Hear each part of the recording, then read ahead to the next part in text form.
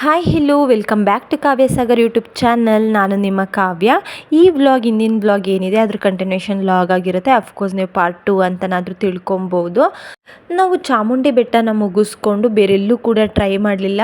ಬೇರೆ ಯಾವ ಪ್ಲೇಸ್ನೂ ಕೂಡ ನೋಡೋದಕ್ಕೆ ಅಷ್ಟು ಇಂಟ್ರೆಸ್ಟ್ ಕೂಡ ಇರಲಿಲ್ಲ. ಏಕೆಂದರೆ ಝೂ ಇದನ್ನೆಲ್ಲ, ಅರಮನೆ, ಝೂ ಇದನ್ನೆಲ್ಲ ನಾವು ಮೊದಲೇ ನೋಡಿದ್ವಿ.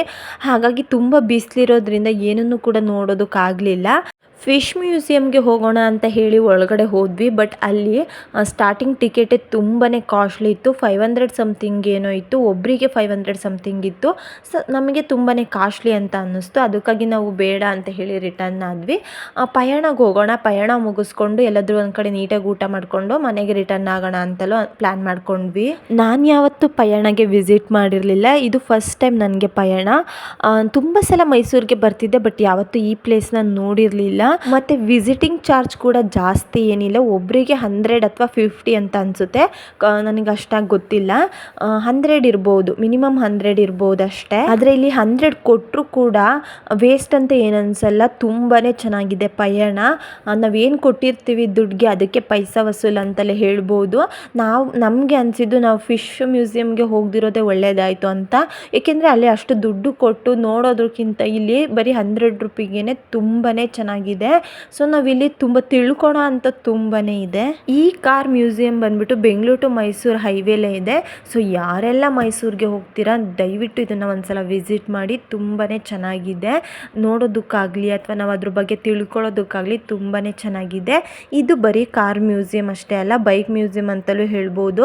ನಾವೇನೇನು ನಮ್ಮ ಹಿಂದಿನ ಜನ್ರೇಷನ್ನಲ್ಲಿ ಏನೇನೆಲ್ಲ ಯೂಸ್ ಮಾಡ್ತಾಯಿದ್ರು ಪ್ರತಿಯೊಂದನ್ನು ಕೂಡ ಇಟ್ಟಿದ್ದಾರೆ. ಮೊದಲು ಏನನ್ನು ಯೂಸ್ ಮಾಡಿದ್ರು, ಸೈಕಲಿಂದ ಹಿಡಿದು, ಸೈಕಲಲ್ಲಿ ಅದ್ರಾಗೆ ಹಿಂದಿಂದ ಏನಿತ್ತು ಎತ್ತಿನ ಗಾಡಿಗಿಂತ ಹಿಂದೆ ಏನಿತ್ತು ಎಲ್ಲದನ್ನು ಕೂಡ ಇಟ್ಟಿದ್ದಾರೆ. ಹಾಗೆ ಯಾರ್ಯಾರ ಹತ್ರ ಯಾವ್ಯಾವ ಕಾರಿದ್ದು, ಯಾವ್ಯಾವ ಮಾಡಲ್ ಕಾರಿದ್ದು ಎಲ್ಲದನ್ನು ಕೂಡ ತಂದು ಇಟ್ಟಿದ್ದಾರೆ. ತುಂಬಾ ಡಿಫ್ರೆಂಟ್ ಆಗಿರೋ ಕಾರ್ಗಳಾಗಿರ್ಬೋದು, ಗಾಡಿಗಳನ್ನಾಗಿರ್ಬೋದು ನಾವಿಲ್ಲಿ ನೋಡ್ಬೋದು. ಕಾರ್ಗಳಲ್ಲಿ ಯಾರ್ಯಾರು ಯಾವ್ಯಾವ ಥರ ಕಾರ್ಗಳನ್ನ ಬಳಸ್ತಾ ಇದ್ರು, ಮತ್ತು ಅದನ್ನು ಯಾರ್ಯಾರು ಯೂಸ್ ಮಾಡಿದ್ದಾರೆ, ಮತ್ತು ಇವರು ಅವರಿಂದ ಎಷ್ಟಕ್ಕೆ ಇದನ್ನು ತಗೊಂಡಿದ್ದಾರೆ ಅದನ್ನೆಲ್ಲದನ್ನು ಕೂಡ ಅಲ್ಲಿ ಹಾಕಿರ್ತಾರೆ. ಪ್ರತಿಯೊಂದು ವೆಹಿಕಲ್ ಕೂಡ ಎಷ್ಟು ಚೆನ್ನಾಗಿದ್ದು ಅಂತ ಹೇಳಿದ್ರೆ ಅಷ್ಟೇ ನೀಟಾಗಿ ಮೇಂಟೈನ್ ಮಾಡಿದರು. ಹಾಗೆ ನೀವು ಇಲ್ಲಿ ನೋಡ್ತಾ ಇರ್ಬೋದು ಬೈಕ್ಗಳನ್ನು ಕೂಡ ಇವಾಗ ಏನು ಟ್ರೆಂಡಿಂಗಲ್ಲಿ RX ಇದೆ ಅದರಿಂದ ಹಿಡಿದು ನಮ್ಮ ಹಿಂದೆ ಏನಿತ್ತು ಸೈಕಲಿಂದ ಹಿಡಿದು TVS ಸ್ಕೂಟಿ ಏನನ್ನು ಕೂಡ ಬಿಟ್ಟಿಲ್ಲ. ತುಂಬಾ ಚೆನ್ನಾಗಿ ಇಟ್ಟಿದ್ರು. ಇನ್ನು ಕಾರ್ಗಳ ವಿಷಯಕ್ಕೆ ಬಂದರೆ ನಾನಂತೂ ಯಾವತ್ತೂ ಕೂಡ ನೋಡಿರಲಿಲ್ಲ. ನಮ್ಮ ಹಿಂದಿನ ಕಾಲದಲ್ಲಿ ಈ ಥರ ಕಾರ್ಗಳನ್ನೆಲ್ಲ ಬಳಸ್ತಾ ಇದ್ರ ಅಂತ. ಆ ಕಲ್ಲರ್ ಶೇಡ್ ಆಗಿರ್ಬೋದು, ಕಾರ್ಗಳಾಗಿರ್ಬೋದು, ಮತ್ತು ಆ ಡಿಸೈನ್ ಆಗಿರ್ಬೋದು ತುಂಬಾ ಚೆನ್ನಾಗಿತ್ತು. ಬೇರೆ ಎಲ್ಲಾದರೂ ಸರ್ಚ್ ಮಾಡ್ತೀವಿ ಅಂದರೆ ಮೋಸ್ಟ್ಲಿ ಎಲ್ಲೂ ಸಿಗೋದಿಲ್ಲ ಅನಿಸುತ್ತೆ ಈ ಥರ ಟೈಪ್ಗಳಲ್ಲಿ. ನಾವು ಪಯಣದಲ್ಲಿ ಪ್ರತಿಯೊಂದು ಯಾವ ಹಳೇ ಮಾಡೆಲ್ ಕಾರಿಂದ ಹಿಡಿದು ಇವಾಗ ನ್ಯೂ ಏನಿದೆ ಅಲ್ಲಿವರೆಗೂ ಕೂಡ ಇಟ್ಟಿದ್ದಾರೆ. ನೋಡೋಕ್ಕಂತೂ ತುಂಬಾ ಖುಷಿ ಆಗುತ್ತೆ. ಅದರಲ್ಲೂ ಯಾರೆಲ್ಲ ವೆಹಿಕಲ್ ಪ್ರಿಯರ್ ಇರ್ತಾರೆ, ಈಗ ಕಾರ್ ಅಂದ್ರೇ ಒಂದು ಕ್ರೇಜ್ ಇರುತ್ತೆ, ಕೆಲವರಿಗೆ ಬೈಕ್ ಅಂದ್ರೇ ಕ್ರೇಜ್ ಇರುತ್ತೆ, ಅಂಥವ್ರಿಗಂತೂ ಹಬ್ಬ ಅಂತಲೇ ಹೇಳ್ಬೋದು. ನನಗೆ ಅಷ್ಟು ನಾಲೆಡ್ಜ್ ಇಲ್ಲ ಕಾರ್ ಬಗ್ಗೆ, ನನಗೇನು ಗೊತ್ತಾಗಲ್ಲ. ಬಟ್ ಒಂದಂದರೆ ಏನಾದರೂ ಡಿಸೈನ್ ಮತ್ತು ಕಲ್ಲರ್ನ ನೋಡ್ತೀನಿ ಅಷ್ಟೇ. ಅದು ಬಿಟ್ಟರೆ ಇನ್ನು ಅದು ಯಾವ ಮಾಡೆಲ್ಲು ಅಥವಾ ಅದ್ರ ಹೀಗಿದೆ ಸ್ಟೇರಿಂಗ್ ನೋಡು ಅದು ನೋಡು ಇದೆಲ್ಲ ನನಗೆ ನಿಜವಾಗ್ಲೂ ಏನೂ ಗೊತ್ತಾಗೋದಿಲ್ಲ. ನಮ್ಮನೆಯವರು ಮತ್ತು ಜೀವನನ ಇಬ್ಬರು ಕೂಡ ಒಂದೊಂದು ಗಾಡಿನೂ ಒಂದು ಟೈರು ಕೂಡ ಬಿಡ್ದಂಗೆ ನೋಡ್ಕೊಂಡು ಬಂದರು. ಬಟ್ ನನಗೆ ಅಷ್ಟು ಪೇಷನ್ಸ್ ಇರಲಿಲ್ಲ. ನಾನಂತೂ ಪಟ ಅಂತ ನೋಡಿಕೊಂಡು ವೀಡಿಯೋ ಮಾಡ್ಕೊಳ್ತಾ ಹೋಗ್ತಿದ್ದೆ. ಅವರು ಪ್ರತಿಯೊಂದನ್ನು ಕೂಡ ನೋಡ್ಕೊಂಡು ಬಂದರು. ಪಯಣದಲ್ಲಿ ಮೋಸ್ಟ್ ಆಫ್ ವೆಹಿಕಲ್ನ ಪರ್ಚೇಸ್ ಮಾಡಿರೋದೇ ವೀರೇಂದ್ರ ಹೆಗ್ಡೆ ಅವರಿಂದ. ಅವರು ಯಾವ ಕಾರ್ನ ಯೂಸ್ ಮಾಡಿದರು ಮತ್ತು ಅವರು ಎಲ್ಲಿಂದ ಪರ್ಚೇಸ್ ಮಾಡಿದ್ದಾರೆ ಅದನ್ನೆಲ್ಲದನ್ನು ಕೂಡ ಇಲ್ಲಿ ಇಟ್ಟಿದ್ದಾರೆ. ಅಲ್ಲಿ ಬೋರ್ಡ್ ಹಾಕಿರ್ತಾರೆ ಈ ಕಾರ್ನ ಎಲ್ಲಿಂದ ಪರ್ಚೇಸ್ ಮಾಡಿದ್ರು ಮತ್ತು ಎಷ್ಟಕ್ಕೆ ಪರ್ಚೇಸ್ ಮಾಡಿದ್ರು, ಮತ್ತು ಇನ್ನೂ ಏನೇನು ಎಕ್ಸ್ಟ್ರಾಸ್ ಇರುತ್ತೆ ಅದನ್ನೆಲ್ಲ ಬೋರ್ಡ್ ಹಾಕಿರ್ತಾರೆ. ನಾವು ನೋಡ್ಕೊಂಡು ಹೋಗ್ಬೋದು.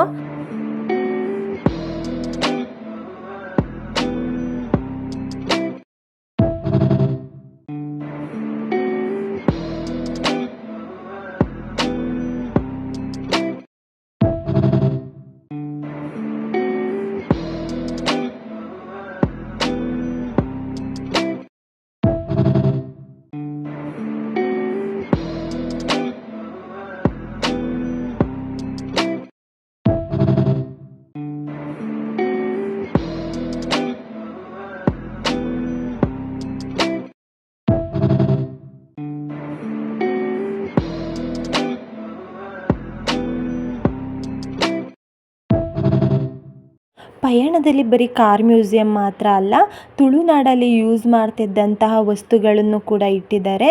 ಇದನ್ನು ನಾನು ನನ್ನ ನೆಕ್ಸ್ಟ್ ವ್ಲಾಗಲ್ಲಿ ತೋರಿಸ್ತೀನಿ. ಅಲ್ಲಿವರೆಗೂ ಕೂಡ ಈ ವ್ಲಾಗ್ ಇಷ್ಟ ಆಗಿದ್ದರೆ ಲೈಕ್ ಮಾಡಿ, ಶೇರ್ ಮಾಡಿ, ಕಮೆಂಟ್ ಮಾಡಿ, ಹಾಗೆ ನನ್ನ ಪೇಜ್ನ ಸಬ್ಸ್ಕ್ರೈಬ್ ಮಾಡಿ. Thank you all, lots of love.